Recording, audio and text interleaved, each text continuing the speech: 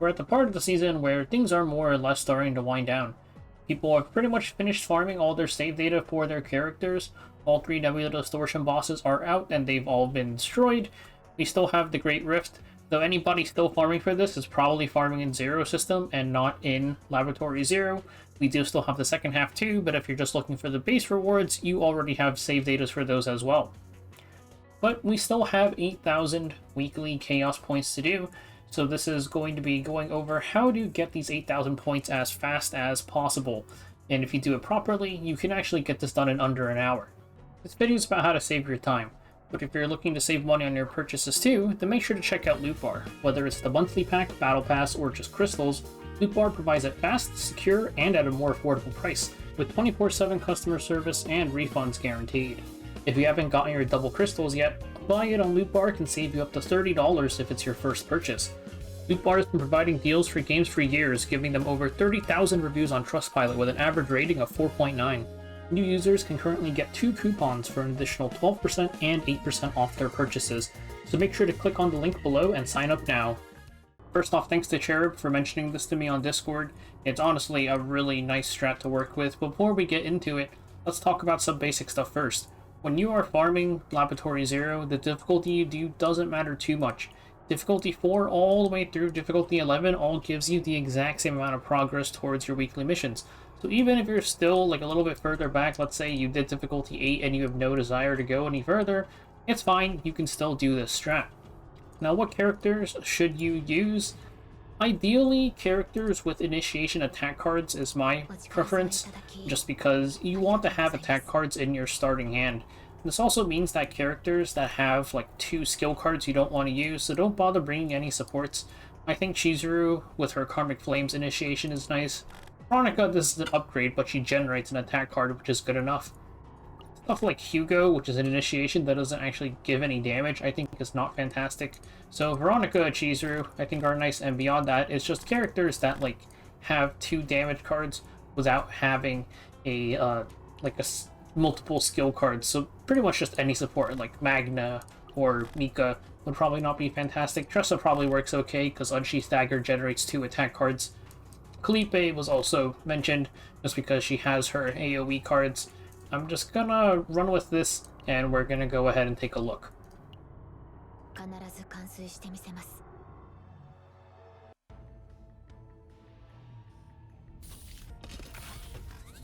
You'll notice that my Kalipe is completely ungeared. It doesn't really matter, because basically what happens is when you enter here, you see this. They changed it so that you're guaranteed to get, at the start of with Kurgan's Messenger, 3 normal battles change HP of monsters to 1. So we can just pick this up, we're going to skip the card.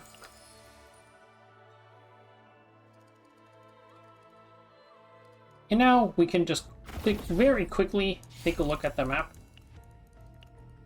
Ideally, you want to try and step on as few combat tiles as possible, while also dodging elite tiles. This is not a very good map spawn, unfortunately, but it looks like we can go all the way up to here before we run out, because we have 3 1 HP combats, so it's 1, 2, 3, and then the rest are all event tiles. Right now, events are a little bit slow, though they've mentioned they'll be adding event skips for events that you've seen before, so that should speed stuff like this up a ton. And the process is pretty much, you're just going to go here. They get knocked to 1 HP, and you can just kill them. And this is why I mentioned specifically initiation cards with attacks are very, very nice to pick up. This is our second tile here. You can just kill him. And you will eventually get more card epiphanies, which kind of slow it down, which is why I like having initiations, just so it's a bit more guaranteed. The events honestly go slower than the combat tiles.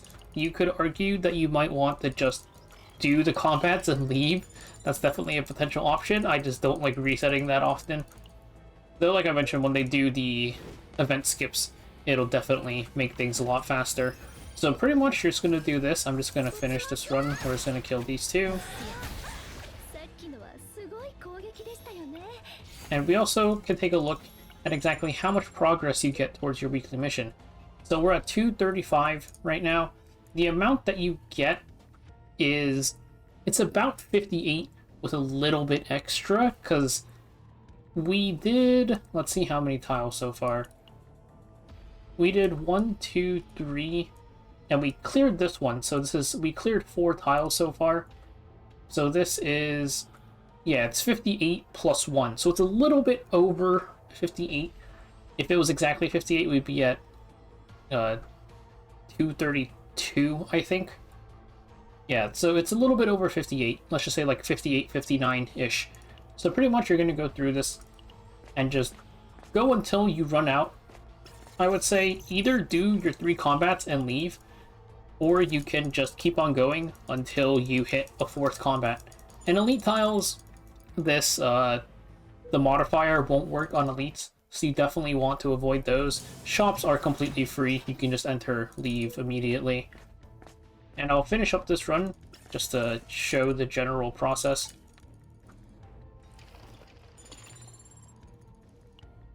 And we can also just take a look again. This is 411. I'm going to step into here. Let's see, it's still 411. I'm going to finish this. We're going to leave. And now it's 470. So that went up 59. So it's 58, 59-ish.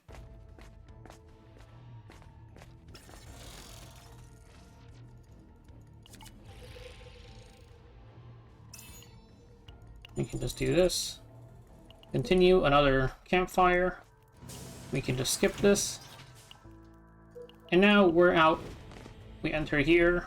We have full HP on these guys. We're not going to bother with them. We're just going to leave.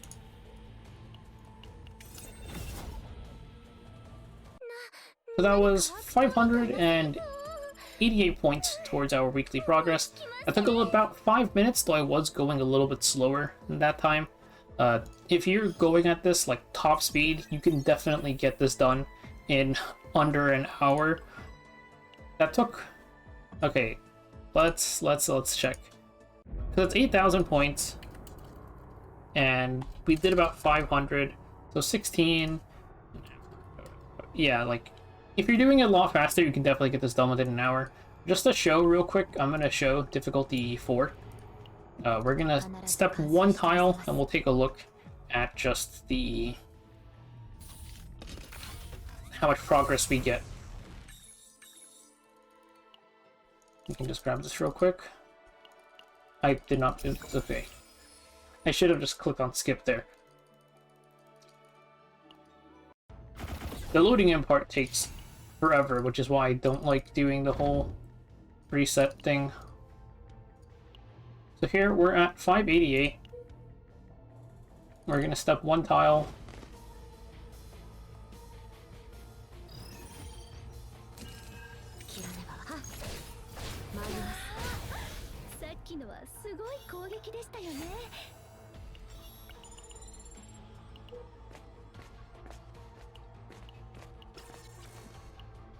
And we got plus 58 progress. So even on difficulty 4, the same thing happens. There is one thing I need to warn you guys about though. I'm gonna jump ahead to it. So here I am on another run, and I'm at a dimensional tunnel. We can take a look at my map real quick, and it's pretty far in. I've stepped on a ton of tiles at this point. It says that I have plus 647 towards my weekly progress. Let's go into the dimensional tunnel and see what happens.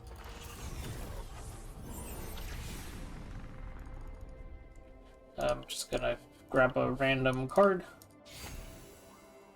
And this is where things get a little bit funky, because now our weekly progress is 0. I think that what happens is because we're in a separate map, it stops tracking our progress. I'm going to quickly do this event, or as quickly as I can.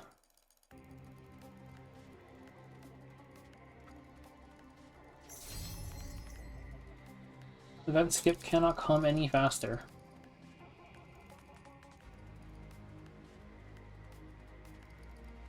So we're going to finish that event, we're going to move into the next one, and we can see that our progress is plus 58. So let's quickly do this one too.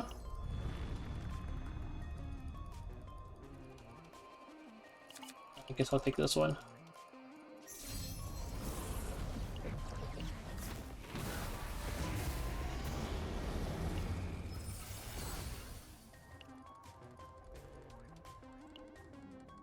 Now if we go to the last tile, it's a fight where we're not doing the fight. So we're going to leave.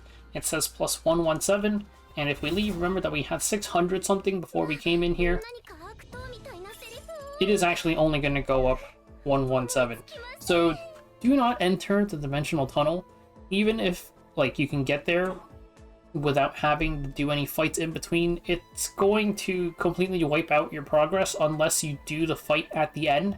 I actually don't even know what happens if you exit the tunnel. I assume it just goes back to normal, but if we're doing the 1 HP strat, don't go into the dimensional tunnel. I did go ahead and get the rest of my 8,000 points. It took me about 44 minutes to finish it, so pretty much 50 minutes is how long it took me to get my weekly progress done for Lab 0 this week. This strat is honestly really nice. There are some bits of RNG, like map spawns in general can screw you over, and if Cthulhu ever appears, it's just a 50-50 whether or not you escape. I had some errors in my run as well, like I picked the wrong starting blessing a couple of times, and also I think one time I converted Chizuru's initiation attack card to a skill card by accident, which wasn't cool. If you don't like the whole resetting thing, you can just do difficulty 4. Like I mentioned, difficulty 4 gives the same progress as difficulty 11. So just do difficulty 4 like 4 times. It should be nice and quick, and you'll be done with your 8,000 points there as well. But for all the people who are pretty much done with the season at this point, hopefully this helps you get your weeklies done a bit faster.